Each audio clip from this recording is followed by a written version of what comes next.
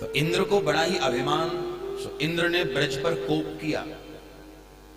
और सुखदेव स्वामी वर्णन करते हैं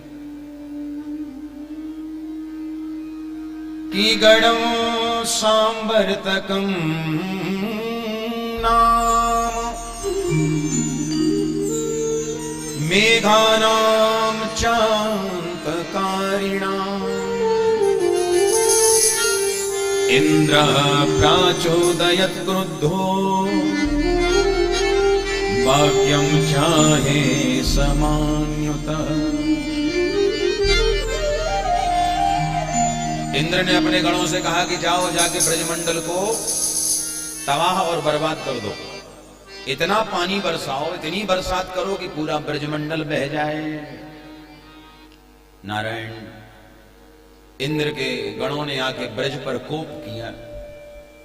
आसमान में महाराज बादल छा गए, बिजली चमकने लगी, भयानक तूफान भी आया और प्रलयंकारी बरसात चालू हो गई है।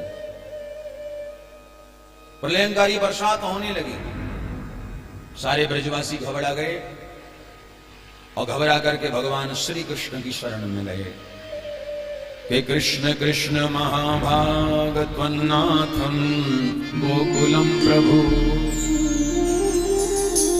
त्रातुमर्हसि देवान्नः कुपिताद् भक्तवत्सलः। हे प्रभु, हमें लगता है कि इंद्र नाराज हो गया है। और आपने यूं कही थी कि आपके गिरिराज जी ही हमारी रक्षा करेंगे अगर इंद्र नाराज हो गए तो।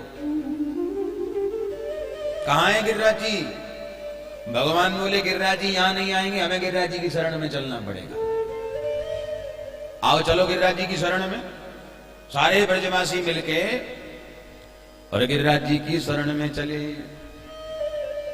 भगवान ने सब ब्रजवासियों को ले लिया, सब चले गिरिराज जी की शरण में।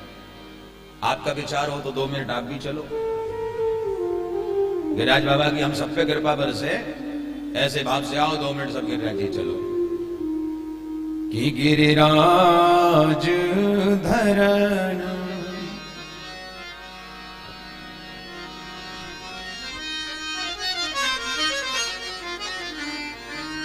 गिरिराज धरण प्रभु तेरी शरण। गिरिराज धरण प्रभु तेरी शरण। गिरिराज धरण प्रभु तेरी शरण। गिरिराज सब भाव से गाओ। प्रभु तेरी शरण। तेरी शरण प्यारे, तेरी शरण। तेरी शरण प्यारे, तेरी शरण। तेरी शरण बाबा, तेरी शरण। तेरी शरण बाबा, तेरी शरण। गिरिराज धरण प्रभु तेरी शरण।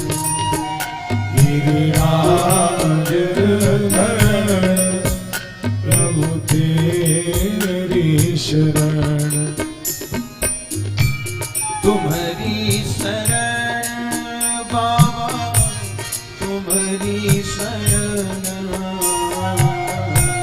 तुम्हारी शरण बाबा, तुम्हारी शरण।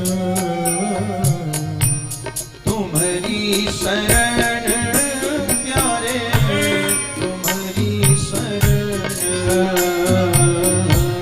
तुम्हारी शरण प्यारे, तुम्हारी शरण। गिरिराज धरण मैं तो तेरी शरण। गिरिराज धरण मैं तो प्रेम से हरि बोल।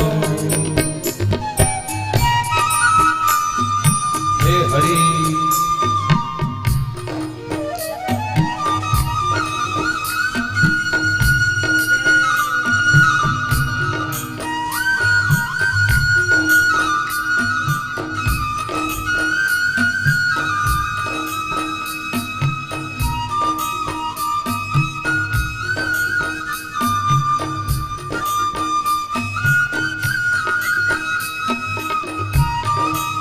गोवर्धन नाथ की जय हो।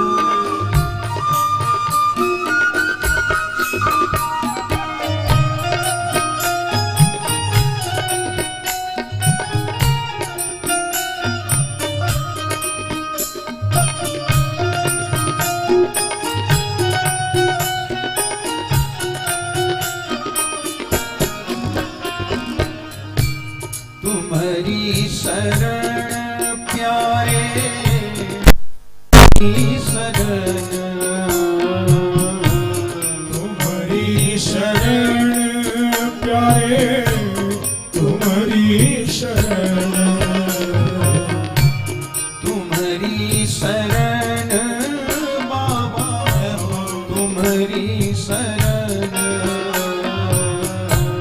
तुम्हारी शरण बाबा तुम्हारी शरण, गिरिराज धरण मैं तो तेरी शरण, गिरिराज धरण मैं तो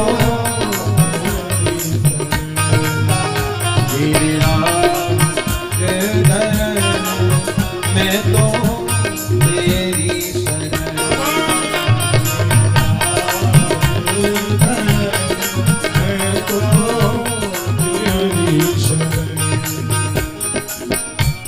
तेरी शरण प्यारे तेरी शरण,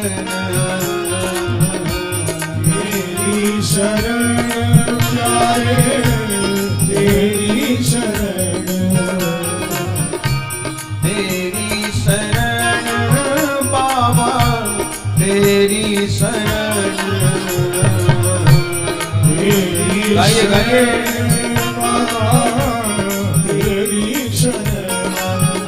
गिरिराज धरण मैं तो तेरी शरण, गिरिराज धरण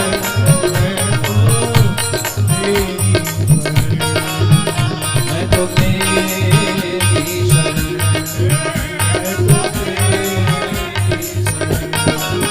मैं तो तेरी शरण,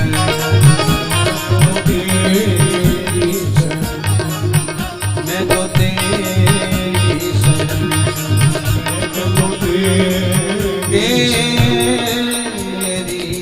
शरण,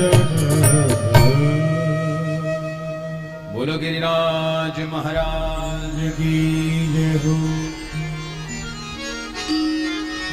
सारे ब्रजवासी कीर्तन करते हुए गिरिराज जी की शरण में पहुंच गए।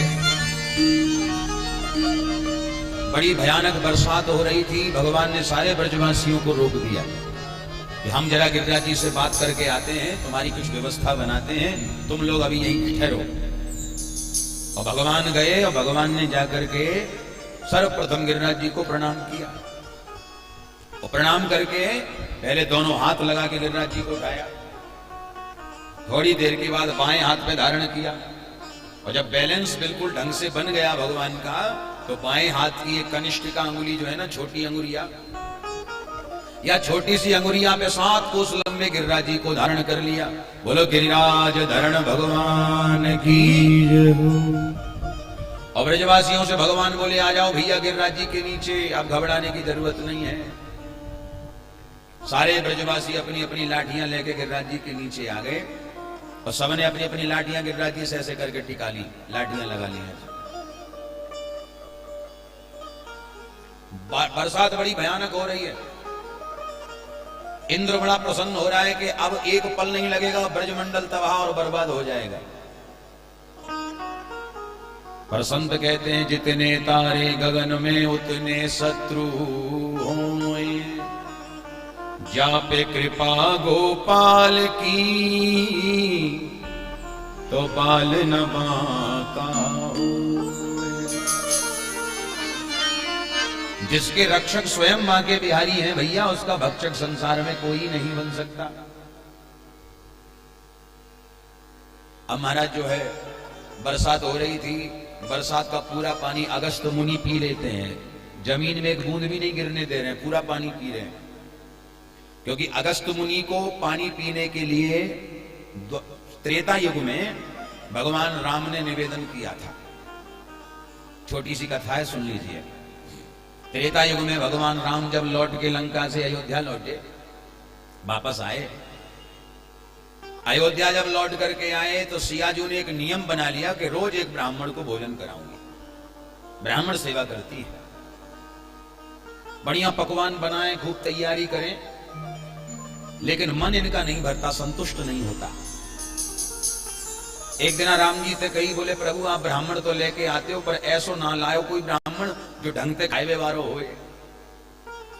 अरे ये पंडित जी आते हैं, कोई 2 पूड़ियां खाता है, कोई 4 पूड़ियां खाता है, मेरी तैयारी धरी की धरी रह जाती है। अच्छा ब्राह्मण लाइए। भगवान ने कहा सोच लो। सोच लिया, अच्छा ठीक है। और भगवान गए, भगवान ने जाकर के अगस्त मुनि को निमंत्रण दे दिया।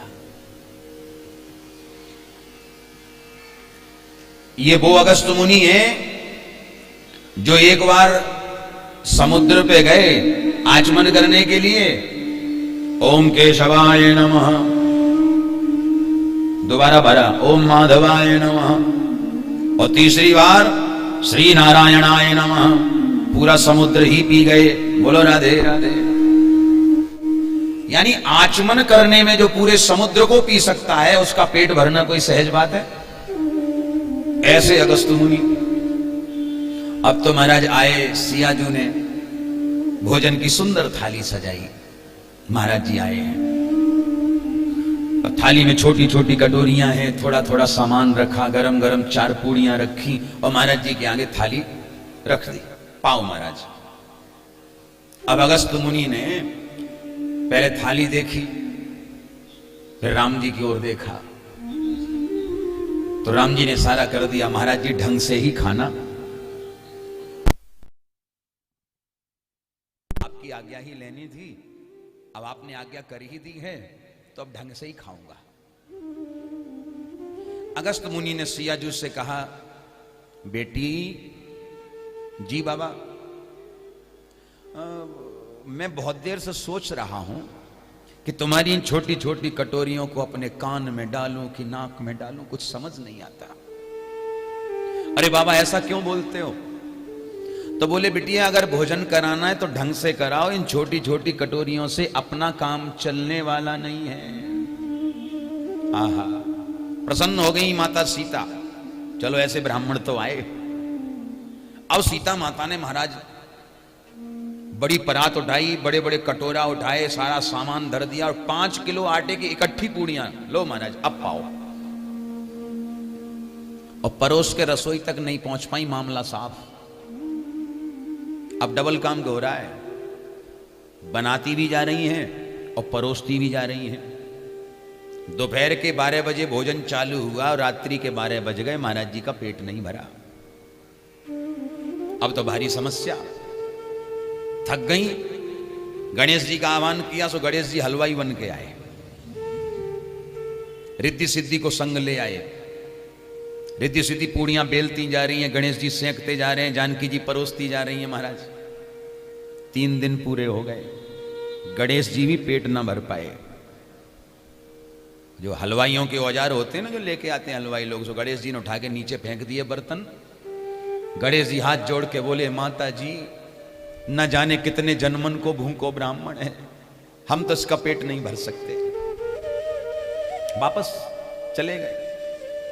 अब सीता माता ने विचार किया कि महाराज का पेट कैसे भरे, ये तो खाई जा रहे हैं खाई जा रहे हैं और रुकते ही नहीं है। तब सीता माता आई खाली हाथ और हाथ जोड़ के बोली, बाबा एक बात बोले। बोलो। कि जब आधा भोजन हो जाए तो पानी पीना चाहिए। बाबा मैं नोट कर रही हूं, जब से आपने भोजन चालू किया एक गिलास भी पानी नहीं पिया। सिया जी ने सोचा कि अगर ये पानी पिएंगे तो भोजन कम करेंगे, पर अगस्त मुनि तो अगस्त मुनि है। अगस्त मुनि बोले बिटिया ये भी कोई कहने की बात है, जब आधा भोजन हो जाएगा फिर मैं पानी पी लूंगा। जब आधा हो जाएगा तो बगैर कहे मैं पानी पी लूंगा।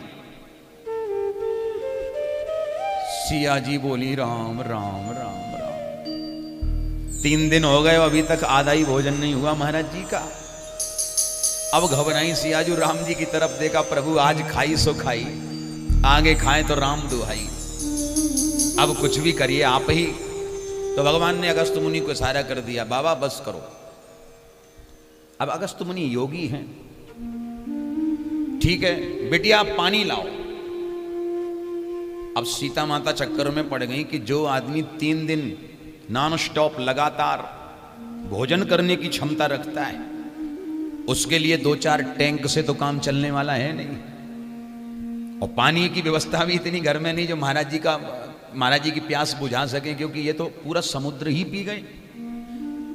अब बताओ जो समुद्र ही पी गया उसके लिए पानी इतना कहां से आए। तब राम जी ने निवेदन किया है कि सरकार अभी आप प्यासे रहिए, द्वापर युग में जब मैं कृष्ण बन के आऊंगा उस समय इंद्र अत्यधिक बरसात करेगा और जितना पानी वो बरसाएगा वो सारा पानी आप पी लेना और अभी की प्यास तब बुझा लेना। प्रेम से बोलो राधे राधे। ऐसा संतों का भाव। नारायण अगस्त मुनि पानी पी रहे हैं। ब्रजवासियों ने कन्हैया ते कही, लाला बेटा तेरी अंगुरिया दुख रही होगी, बहुत देर तक तेने गिरिराज जी धर रखे अंगुरिया पे, अब तू एक काम कर ले। क्या? बोले अंगुरिया हटा ले, थोड़ा जलपान कर ले, विश्राम कर ले। भगवान ने कहा कि भैया अगर मैं अंगुरिया को हटाऊंगा तो गिरिराज जी नीचे आ जाएंगे।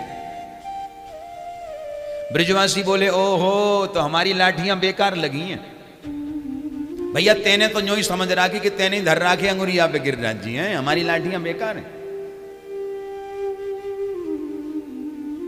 और ब्रजवासी भगवान जानते हैं कि ये ब्रजवासी बड़े ही जिद्दी हैं। हालांकि इनकी लाठियों में सामर्थ्य नहीं है पर भाव तो है। देखो आपको एक बात मैं और कहूं, हर व्यक्ति जानता है कि जितना भगवान ने हमें दिया है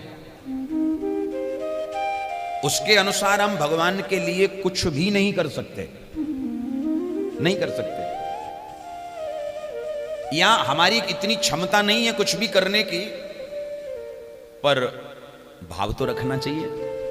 समय पर जो व्यवस्था बने वो सेवा करो, पर ठाकुर जी की सेवा हम सबको अवश्य ही करनी चाहिए, बहुत आवश्यक है।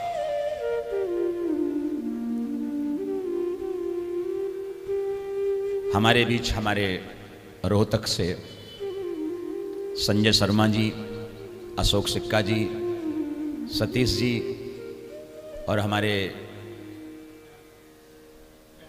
हाँ बैल साहब जी जी जी, सभी रोहतक से यहाँ प्रेमी पधारे हैं। और इसी क्रम में हमारे बीच हमारे लाला श्याम लाल गर्ग जी, डॉक्टर जयपाल वर्मा जी, मनदीप यादव जी, हमारे राकेश लाल जी रोहतक से, सभी प्रेमियों का बहुत बहुत स्वागत। एक बार तालियों से इनका अभिनंदन आप करें।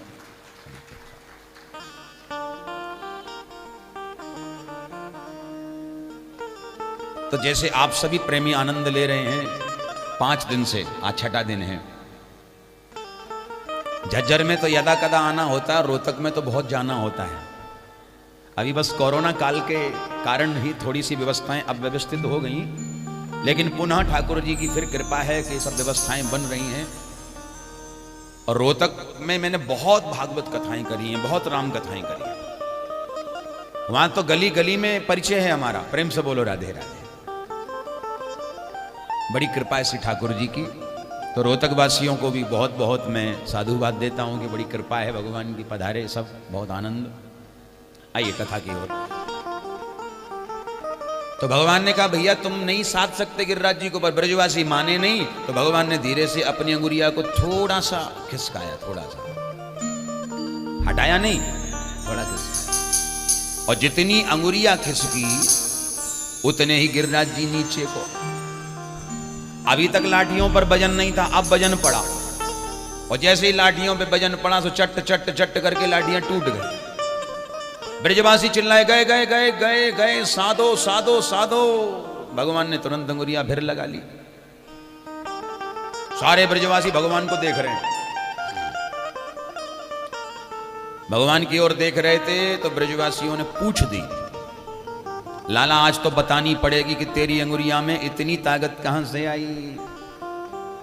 तब भगवान ने बड़ी प्यारी बात कही कि कछु माखन को बल बढ़ो, कछु गोपन करी सहाय।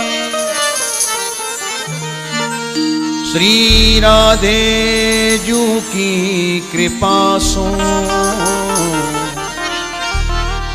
मैंने गिरिवर लियो था। किशोरी जू की कृपा से, अब देखो कितनी प्यारी बात है। भगवान ने कहा कुछ तो माखन का बल बढ़ा, और भैया कुछ आप लोगों ने हमारी सहायता की। ब्रजवासी बोले कि भैया हमने तो लाठियां लगाई थी और वो लाठियां तो टूट गई, फिर क्या सहयोग रहा। तब भगवान ने कहा तुम्हें मालूम नहीं है, जब हम गिरिराज जी को उठाए तो तुम सारे ब्रजवासी हमको ही देख रहे थे, तो तुम सवन की जो ताकत थी वो हमारे अंदर आ गई। ब्रजवासी बोले ओहो, वही तो हम सोच रहे थे कि आजकल हमारी ताकत चली कहां गई है। बोलो राधे राधे। ऐसा ब्रजवासियों का सुंदर भाव। और अंत में भगवान कहते हैं कि श्री किशोरी जी की कृपा से मैंने गिरिराज जी को उठाया। 7 दिन तक प्रलयंकारी बारिश होती रही, इंद्र के गण बरसात कर करके थक गए, पसीना बहा दिया, लेकिन ब्रजमंडल में एक बूंद भी नहीं गिरी। इंद्र ने कहा ब्रजमंडल बह गया हो तो बंद कर दो, बारिश रोक दो। इंद्र के गणों ने कहा सरकार आप बहने की बात कर रहे हो, वहां तो धूल उड़ रही है, धूल। तो ये भंडार का जितना पानी बरसाया वो किधर गया? बोले ये अपन को मालूम नहीं है। इंद्र ने सोचा ये कैसे हो सकता है। अब इंद्र ने सोचा कि देखना चाहिए भाई, कहीं कुछ गलती तो हम नहीं कर बैठे। अब इंद्र ने ध्यान लगा करके देखा तो जो 7 वर्ष के नन्हे से कन्हैया गिरिराज जी को कनिष्ठ का अंगुली पर धारण किए खड़े हैं, उन्हीं नन्हे से गोपाल में चतुर्भुज नारायण का दर्शन इंद्र को हुआ। बोलो नारायण भगवान की जय हो। इंद्र समझ गया कि मैंने बहुत बड़ी भूल कर दी। यही तो हमारे मालिक हैं, यही तो हमारे स्वामी हैं, इनकी कृपा से ही मुझे ये पद प्राप्त हुआ है, और मैंने पद का सदुपयोग न करके पद का दुरुपयोग किया है। देखो पदवी तभी तक संभल के रहता है, पदवी तभी तक बरकरार रहता है जब तक आप उसका सदुपयोग कर रहे हो। और जहां पद के लोभ लालच में आकर के पद का दुरुपयोग आपने प्रारंभ किया तो श्री ठाकुर जी पद को ही छीन लेते हैं। बोलो राधे राधे। और इंद्र ने वही किया, लेकिन समय रहते संभल गया। आज इंद्र को समझ में आ गया कि मैंने भूल करी है। और कई बार ऐसा होता है कि व्यक्ति भूल करने के बाद भी उसका प्रायश्चित नहीं करता, उसके लिए सोचता नहीं है। यानी लोगों को हमने देखा है कि एक गलती छुपाने के लिए गलती पे गलती कर जाते हैं। एक बार एक पिता और पुत्र, 12 साल का बच्चा था और उसका बाप, दोनों महाराज जो है यात्रा करने के लिए निकले और ट्रेन में बैठे। अब ट्रेन चली और ट्रेन जैसे ही चली तो बच्चे ही होते हैं। अब ट्रेन जैसे ही रोहतक स्टेशन से चली तो बहादुरगढ़ आके रुकी। और बहादुरगढ़ स्टेशन पर रुकी तो वहां एक आइसक्रीम बेचने वाला आया। आइसक्रीम ले लो, आइसक्रीम ले लो, आइसक्रीम। अब बच्चे की नजर गई सो बच्चा बोला पापा। कितना बढ़िया नाम होता, पा पा, डबल पा लगा है। बोलो राधे राधे। पहले नाम पहले लोग बोलते थे बाबूजी, पिताजी, अब पा पा। ठीक है, आज के हिसाब से जो है बढ़िया है। बोला पापा जी, पापा जी। हाँ बेटा बोलो। आइसक्रीम दिलवा दो। अब बाप ने सोचा चलो 20 रुपए निकाले, आइसक्रीम दिलवानी। गाड़ी चली, दिल्ली पहुंची। एक चिप्स बेचने वाला आया, चिप्स ले लो, चिप्स ले लो, चिप्स। पापा जी चिप्स दिलवाओ। तो पापा को गुस्सा आ गया, अभी तो आइसक्रीम खाई थी, मेरे पास पैसा नहीं है, चुप होके बैठा रहे। अब बच्चा बोला दिलवा दो वरना कह दूंगा। जैसे ही कहा कह दूंगा, सो बाप ने 20 रुपए फिर निकाले, फिर चिप्स दिलवा दी। दिल्ली स्टेशन से गाड़ी फिर आगे बढ़ी, समोसा बेचने वाला आ गया, समोसा ले लो, समोसा। बच्चा बोला पापा समोसा दिलवाओ। बाप को बड़ा गुस्सा आया, पहले आइसक्रीम खाई, फिर चिप्स खाई, अब समोसा, मेरे पास पैसा नहीं है। अच्छा, बाप बेटा का जो संवाद चल रहा था, पूरे जितने डिब्बे में लोग बैठे थे वहां उस कोच में, सारे लोग देख देख के बड़े हैरान थे, परेशान थे। बच्चे ने कहा चुपचाप समोसा दिलवा दो वरना कह दूंगा। डर के मारे फिर उसने 20 रुपए निकाले, समोसा दिलवाए। तो जितने लोग वहां बैठ के सुन रहे थे, देख रहे थे,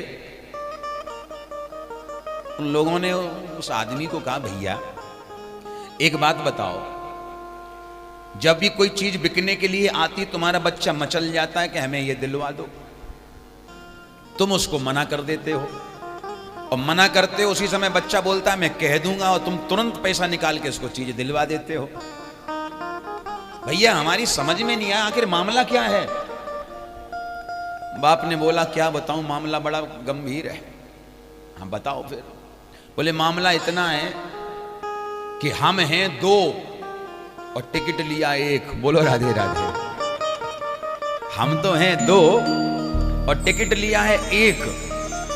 तो ये बार बार धमकी देता है कि दिलवा दो वरना टीसी से कह दूंगा। बोलो राधे राधे।